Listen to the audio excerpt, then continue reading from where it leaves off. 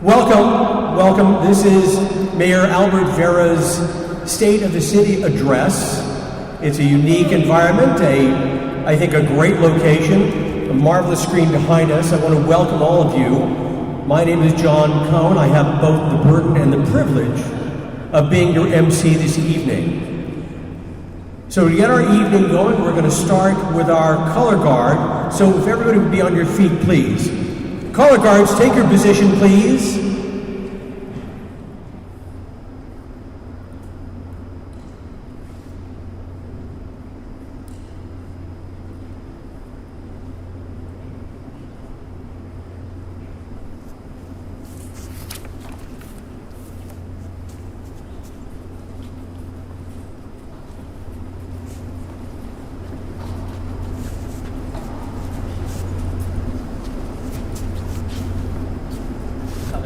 Post the colors.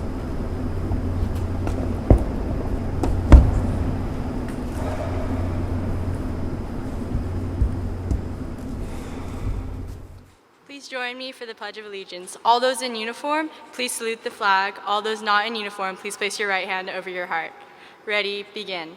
I pledge allegiance to the flag of the United States of America and to the republic for which it stands, one nation, under God, indivisible, with liberty and justice for all.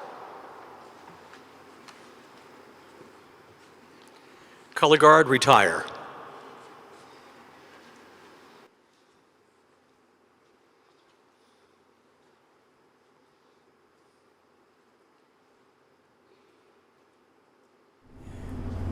We're joined this evening, our color guard was provided by Cub Scout Packs 18 and 461 and Troops 108 and 15. Let's give them a great round of applause, folks.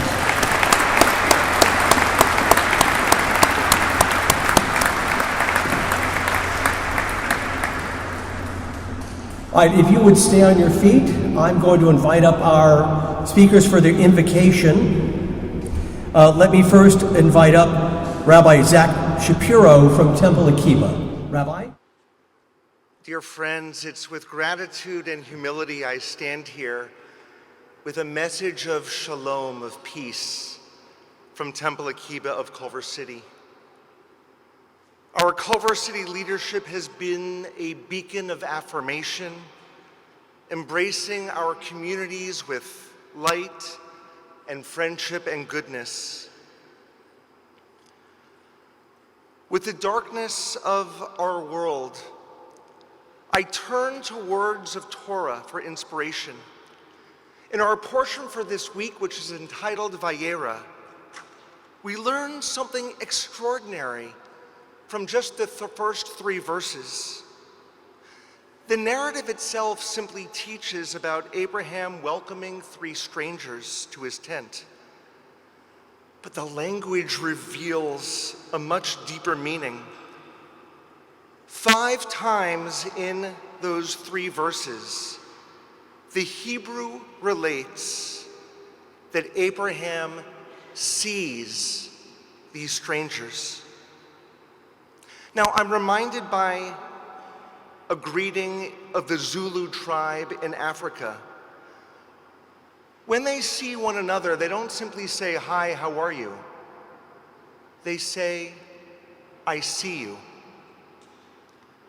Just as Abraham did in our Torah, and just as those of the Zulu community do this to this day,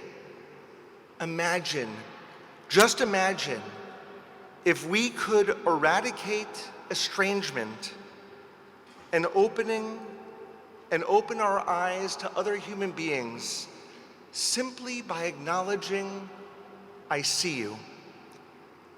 I see who you are. I see you have emotions that matter. I see that you have a narrative to share. I see that you have an important perspective. I see that you want to make a connection. I see you." May the one who creates wholeness in the universe enable all of us in this very difficult time to look to one another into their souls and to truly see the spirit of each human being. With love and with shalom. Amen.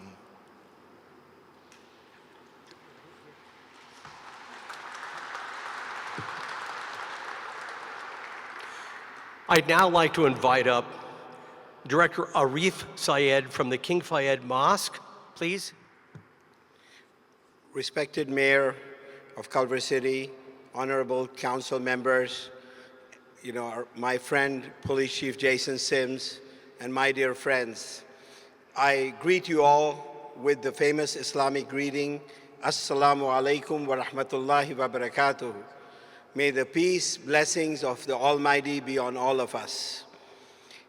In the name of God, the most gracious, the most merciful, I'm going to recite a small verse from the Holy Quran in which Allah says, O mankind, indeed we have created you from male and female and made you into peoples and tribes that you may know one another.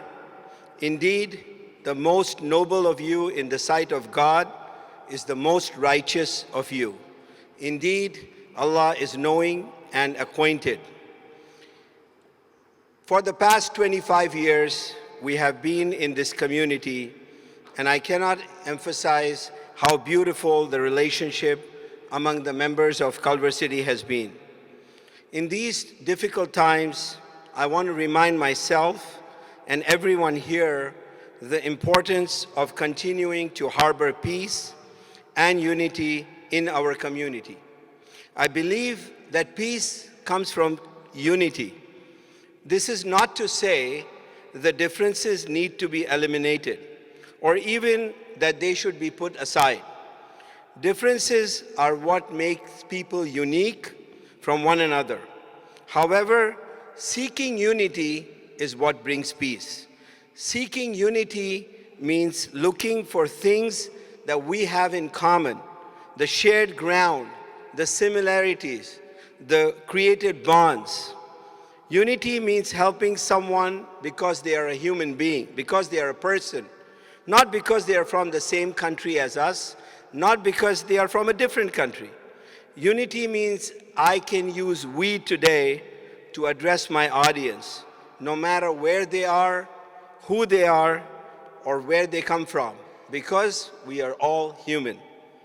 Ladies and gentlemen, let us strive for unity. Let us appreciate our differences, learn from them, and use them to forge stronger bonds. Let us remember that our strength lies in our unity, in standing together as one. I would like to thank the Mayor of Culver City for always standing by us. In addition, I want to extend my heartfelt appreciation for my dear friend, the Culver City Police Chief, Jason Sims, and his police department. The leaders of this community has shown that together we can set an example for the world that unity brings peace. So thank you all for fearlessly protecting our community, putting your life on the line every day. Your dedication to preserving law and order is greatly appreciated. May God keep this whole world together as one nation under God. Amen. Thank you.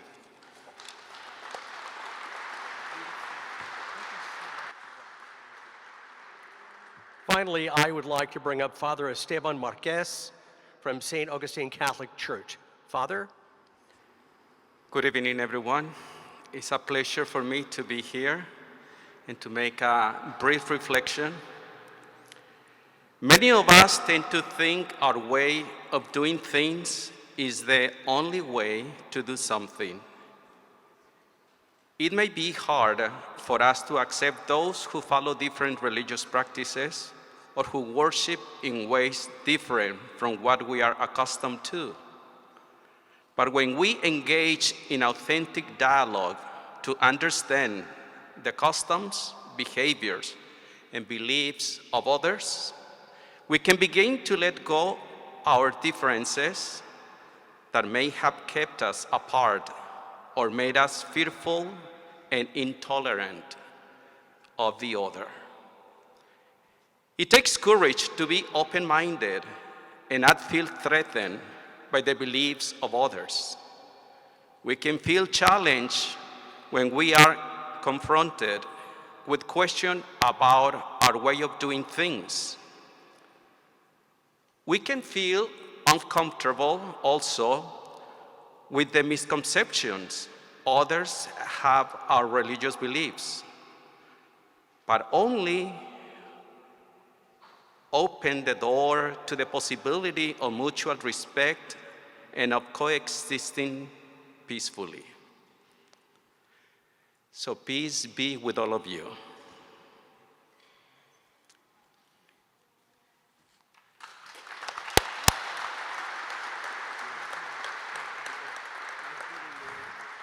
On my way here this evening, I was very struck by a banner that I saw put up by the city. And I think all of us should be reminded by it. It says, Culver City United Against Hate. With these invocations tonight, we should be a beacon of hope, of tolerance, and love for the rest of our community to see. Please, gentlemen, thank you very much.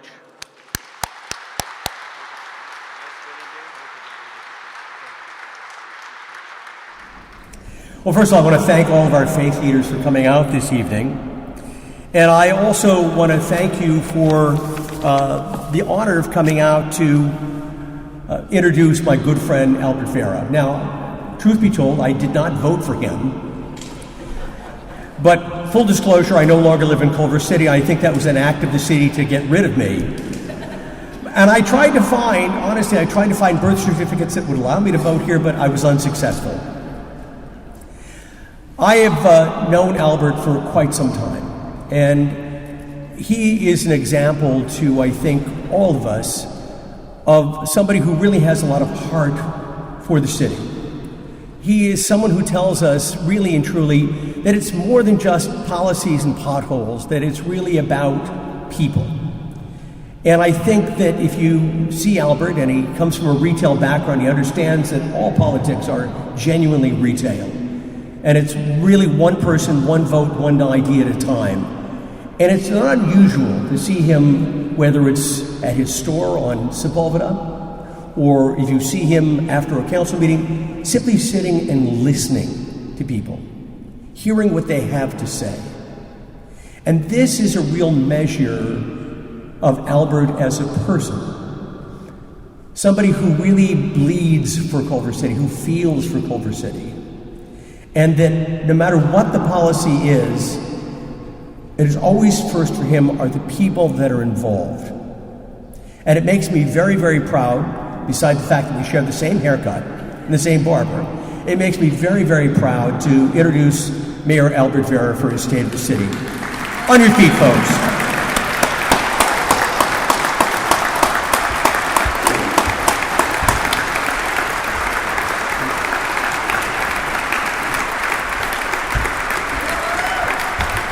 Thank you.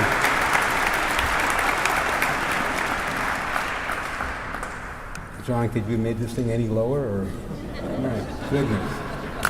Brother from a different mother.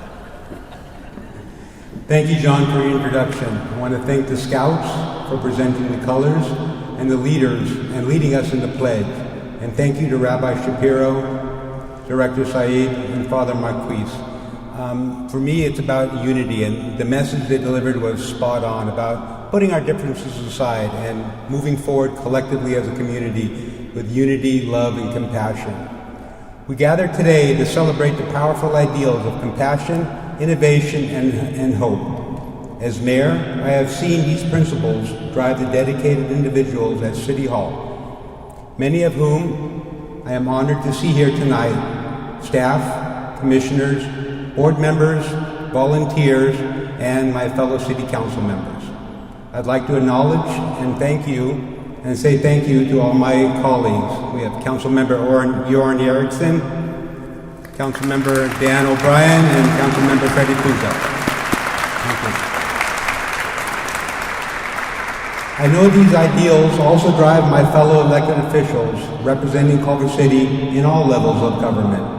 I am honored that many of them have sent representatives to be with us tonight. Thank you, Johanna Rodriguez, District Director for Congresswoman Cindy Kamlager-Dove, Karen Calderon, Field Representative for Congressman Ted Lieu, Teresa Sutherland, Communications Director for Assembly Majority Leader Isaac Bryant, and Daniel Park, Deputy Constituent Engagement for Los Angeles County Supervisor Holly J. Mitchell, 2nd District. We are also joined by fellow Culver City Unified School District members, Board President Paula Amazola, Board Vice President Dr. Kelly Kent, Board Member Stephanie Laredo, and Board Member Tristan Isidore.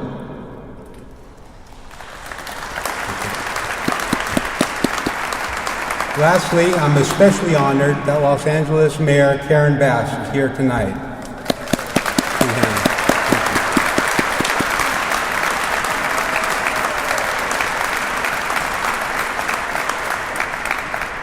On behalf of Culver City, it is my honor to present you with these flowers. Mayor Bass, if you'd like to come up on stage with me, please.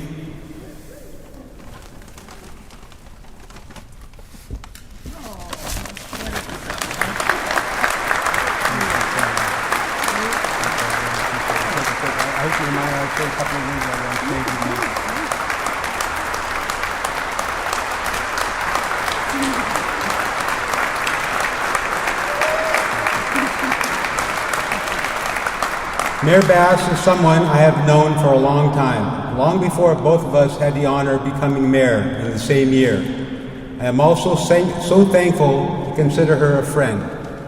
When she became mayor, one of her first acts was to declare a state of emergency on homelessness. We followed her lead and declared a state of emergency on homelessness in Culver City, locking arms with her and the city of Los Angeles on the important issues. During the last year, we have continued our partnership. We saw the results last week when we worked with Mayor Bass to extend our Inside Safe program to people experiencing homelessness at Venice and the 405. I am so proud that we successfully brought inside over 40 people in one day during that event.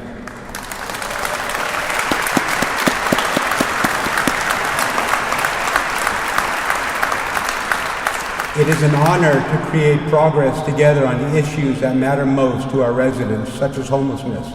Mayor Bass, thank you from the bottom of our hearts. Thank you.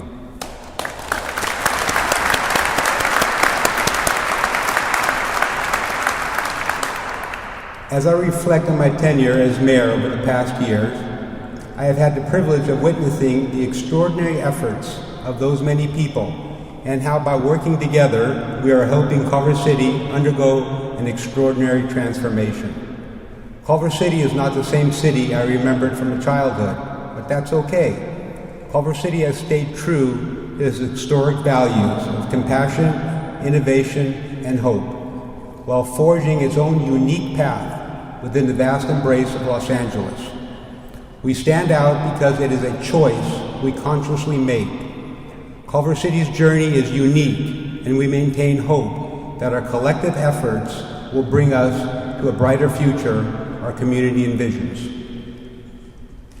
During the past year, Culver City has shown an unwavering commitment to uplifting our unhoused neighbors. Culver City has chosen to be a part of the solution. Our approach to homelessness leads with housing, support, care, and compassion.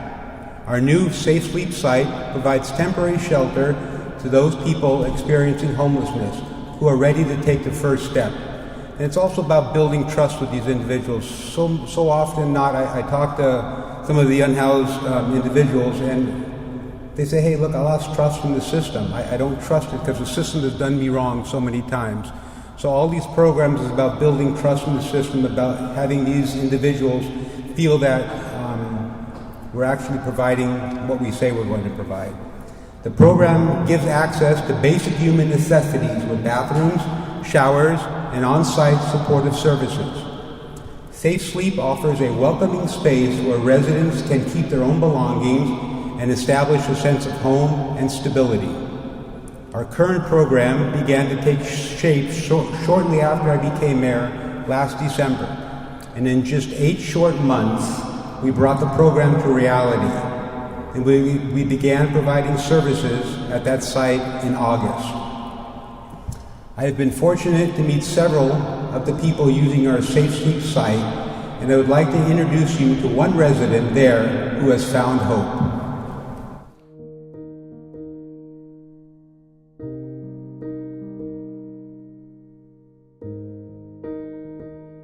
Like this, just like this. And my mom she did a good job with me, raising me up as a kid all the way until I became grown. And then like when she started getting sick, I started taking care of her.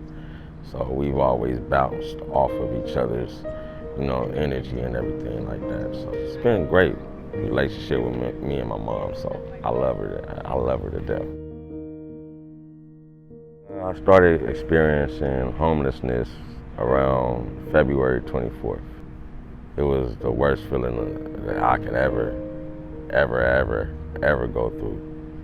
It was real rough. Then having to fend for myself, find out where I was going to sleep at. Sometimes I would have money to sit up here and get a room. Sometimes money would run out. I'd sleep right back on the street. So I said, all right, I gotta find a way out of here. So St. Joseph's helped me get to where I needed to be at. It took a little bit of time, but I finally got the resources that I need, and they led me here, August 29th.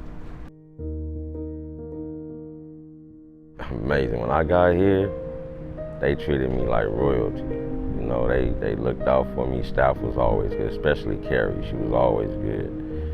She always made sure that I had food. She always made sure that I had water. I had a fresh bed to sleep in, shower, bathroom. I couldn't ask for nothing more. Romeo, he's awesome, man. Good-spirited dude. So when he came here, he was a bit hopeless. He had some trying situations in his life with his mother and, the disconnect with his family and stuff of that nature. He's changed as far as he's motivated. He's just excited about moving forward. He's doing a great job. I've seen hope restored. It's like a light inside of them from the support and love that they've received that they haven't had in a long time. I see a lot of that, and it means everything. For those that ain't never been homeless, never say never, because it can happen to anybody. You come to a place like this will save your life. And that's what I want to tell the people.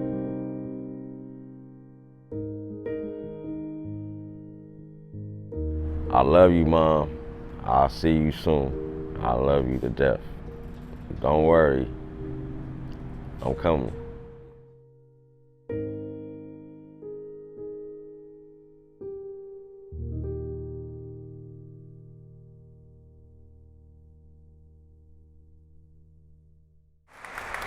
Going out there and speaking to Romeo and really hearing and understanding his story, really touching and heartwarming that now he's ready to transition to the next stage of his life. Our hopes is that we reunite him with his mother, but it's stories like this that make all what we're doing worth the while. So in his inspiring story of hope, it is clear that our work has been worthwhile. Before I continue, I'd be remiss if I didn't welcome and acknowledge all the former elected officials in here. I see Mayor Wolkowitz and Mayor Jacobs, and I know Mayor Clark is here somewhere, but I just wanted to welcome you all and say thank you for your support.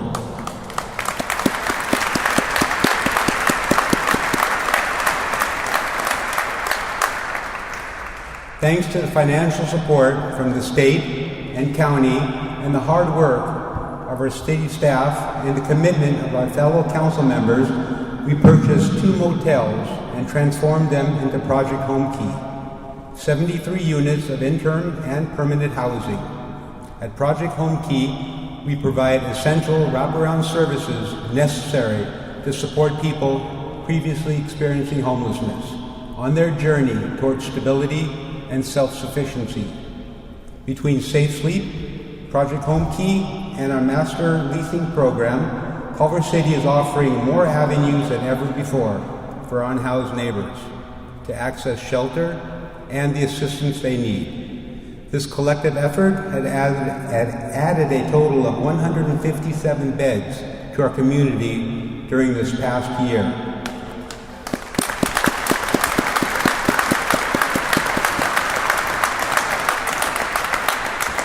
I'm going to make another sidebar before I continue. I want to say hi to my daughter and her boyfriend Stephen for coming out and supporting us and showing. We have also Councilmember Patia from Inglewood. Thank you, Alex. Okay, I'll try to stay on script now. In addition, we have established a mobile crisis team, which, by the way, is an unarmed response team, dedicated to reaching out to individuals in need of mental health support. The 4-person team is currently training and will be in the field starting in January of 2024. None of these programs would have been possible without the dedication and hard work of our incredible city staff. We have a world-class team here in Culver City of professionals, public servants who have dedicated their lives to helping our community achieve its goals.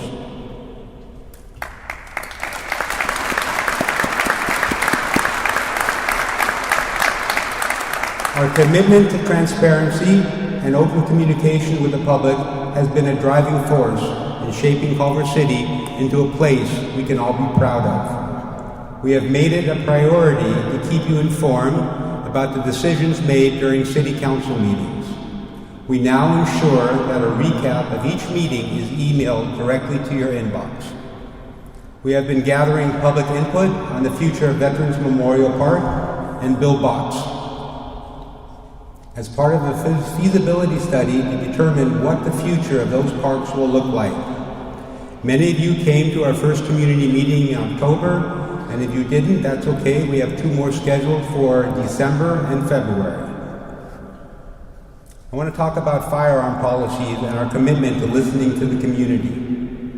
Last December, City Council adopted an ordinance requiring a permit, mandating inspections, and strengthening security and other requirements for gun stores. In September, after hearing testimony from residents, the City Council approved the purchase of the Martin B. Redding gun store property on Washington Boulevard.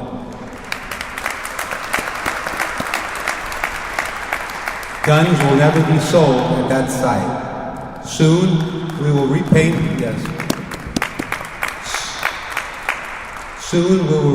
the building, and we are excited to begin a robust community input process to determine the future use of that property.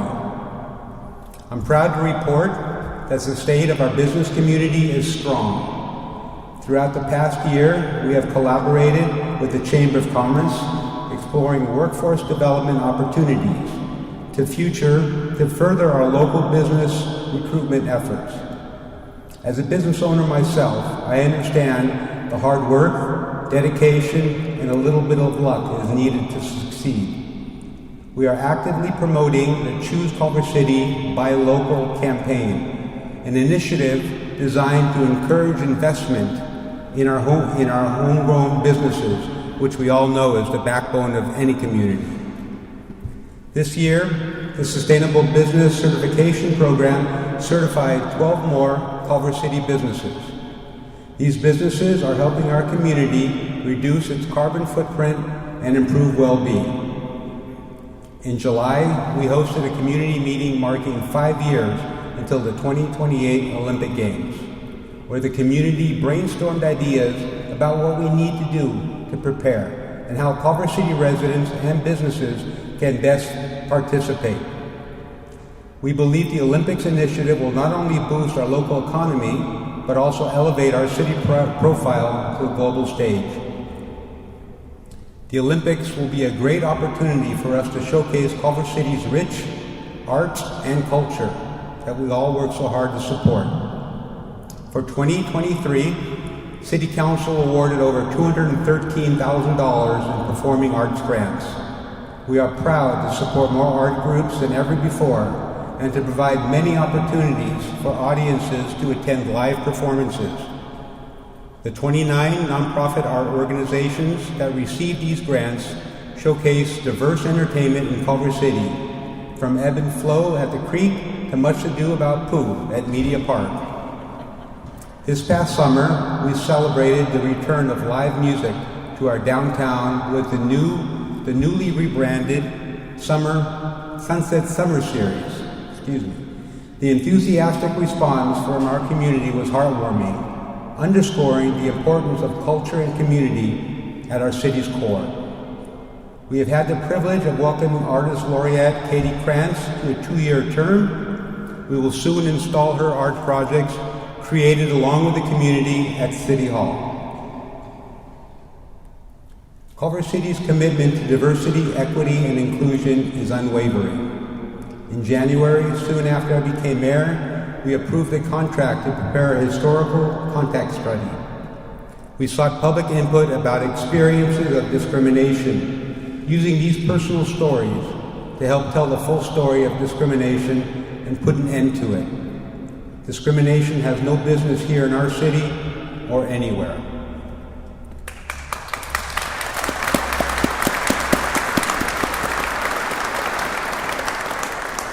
We are also always striving to maintain and enhance the diversity of our staff, including gender diversity in our fire and police departments. In October, we were proud to have offered a Culver City Fire Department's Girl Camp, which gives youth a chance to see and experience what it's like to be a firefighter during a 2-day event. I fully expect that one day soon, we will be able to share that at least one of those girls who attended has joined the ranks of our fire department. The police department's new recruitment team, consisting of a diverse group of both sworn and civilian staff members, has successfully recruited 3 new female officers who will soon join the police academy.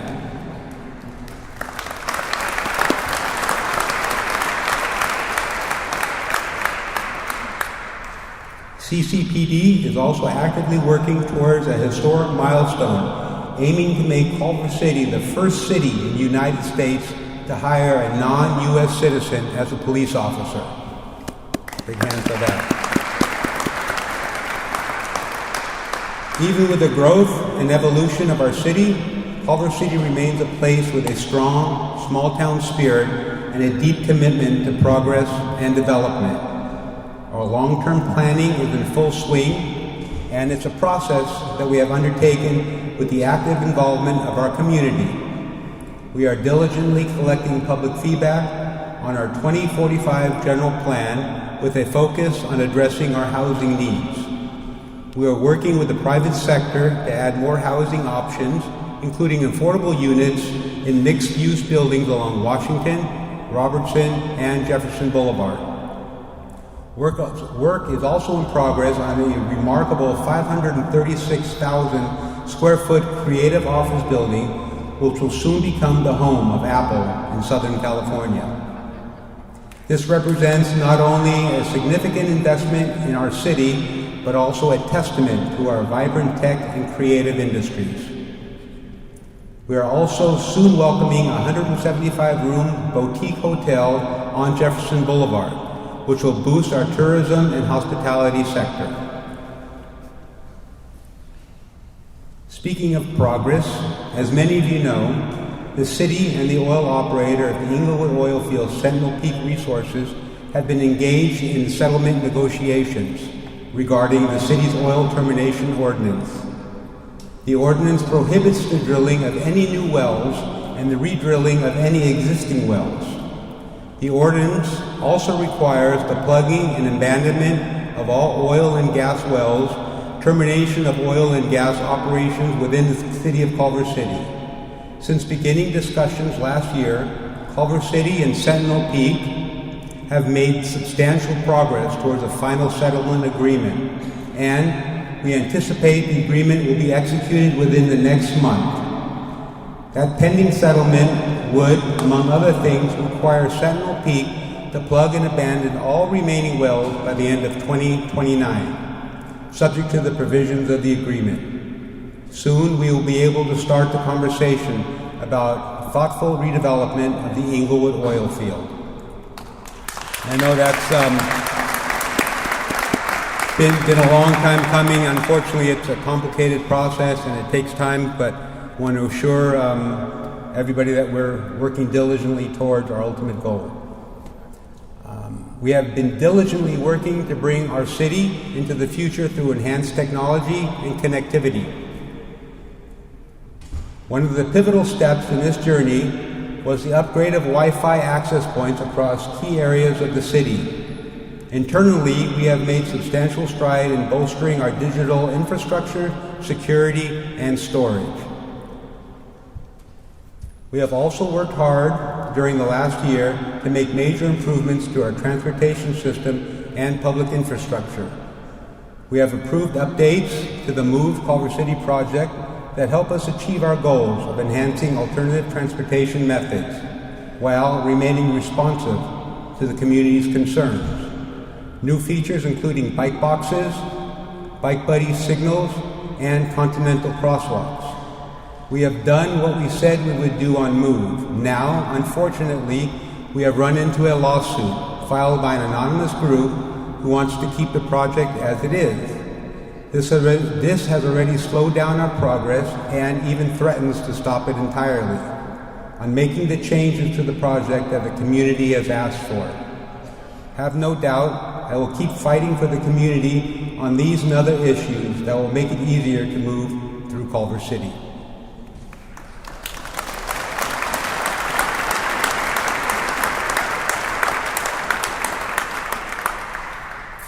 This year, City Bus released its blueprint for transportation to a full zero-emission electric battery bus fleet. Studies have determined that by 2028, nearly all of Culver City can be served by battery electric buses. We opened the brand new Higuera Street Bridge, including a new connection to the Ballona Creek bike path and a shaded observation area with a spectacular view. We are also supporting a study looking at extending the Ballona Creek bike path. I want to take a moment to express Culver City's profound gratitude to the courageous men and women who serve in our police and fire departments.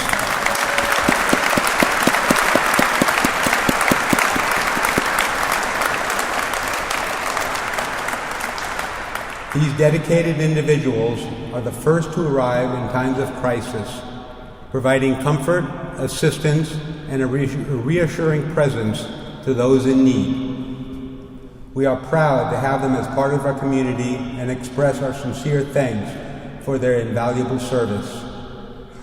I was proud to see the fire department's efforts recognized this year by the American Heart Association, who awarded our fire department for its excellence in providing pre-hospital heart attack and stroke care. Congratulations to our fire department.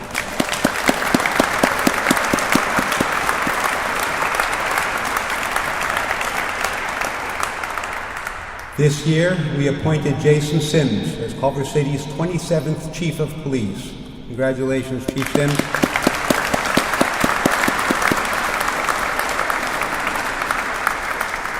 Having served in the police department for over 20 years, Chief Sims has demonstrated leadership through some of the city's most difficult times.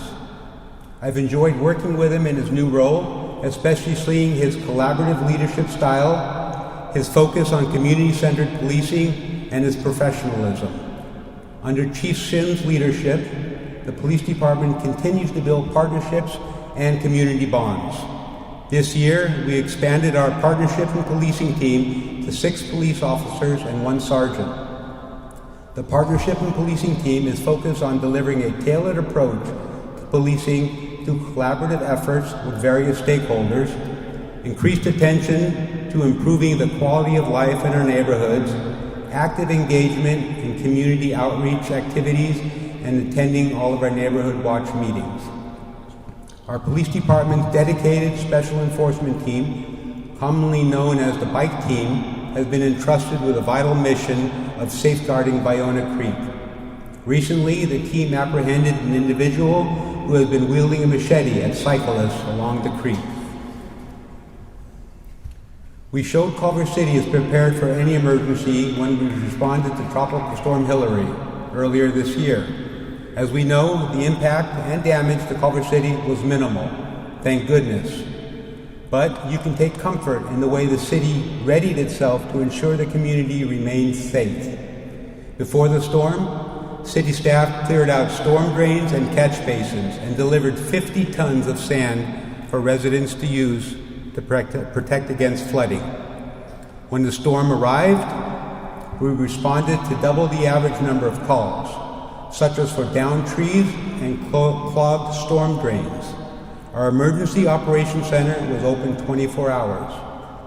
I extend our gratitude to emergency responders, staff, and everyone who worked tirelessly to protect and assist the community.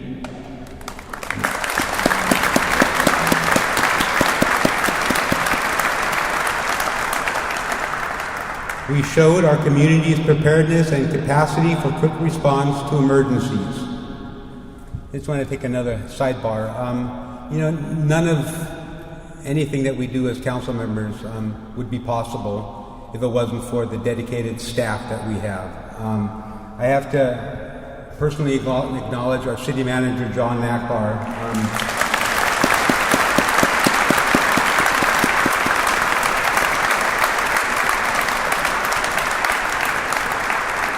John, your leadership and getting the city through some of the most difficult times that any of us have ever seen through the pandemic, and what you've done for the city, you truly bleed Culver City, and I've never met a public servant more committed and dedicated to a city than you. So thank you for all you do, and thank you for really organizing such a great team of employees, from our custodians to you and everybody in between. That's what makes the city go on. It's not us, it's staff members. So a big hand to all of our staff members.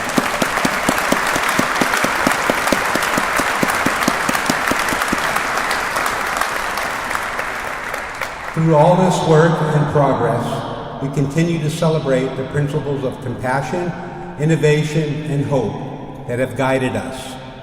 We applaud the resilience of Culver City as it evolves, embracing change while still maintaining the values that have united our community for over 100 years. We show what can be achieved when the city comes together, believes in a purpose, and commits to the well-being of the residents. Let us continue to work tirelessly with hope in our hearts to make Culver City an even better place for all who live and work here. Together, we can build a brighter, more inclusive future for this extraordinary city we are all proud to call home. Thank you all very much.